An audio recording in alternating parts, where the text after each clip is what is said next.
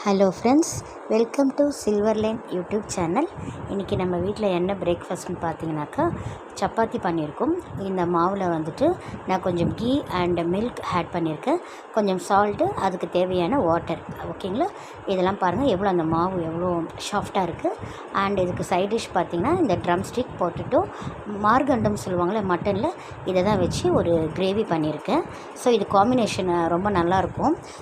இதுக்கு பாருங்கள் வெங்காயம், தக்காளி, இஞ்சி பூண்டு பேஸ்ட், பெப்பர், இந்த மிளகு எல்லாமே போட்டு கிரைண்ட் பண்ணியிருக்கேன். அந்த வெங்காயம் தைக்கலாம் சும்மா ஒன்றும் பாதியமாக.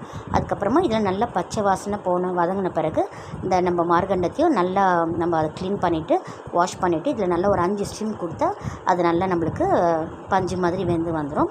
அதுக்கப்புறம் இந்த பொட்டேட்டோவையும் ட்ரம் ஸ்டிக்கும் நம்ம தனியாக தான் வேக வச்சோம். மிளகாய், தனியாத்தூள், மஞ்சள் தூள், உப்பு போட்டு அதுக்கப்புறம் இதை நம்ம ஆட் பண்ணிட்டோம்னா நம்மளுக்கு அந்த கிரேவி ரெடி ஆகிடும்.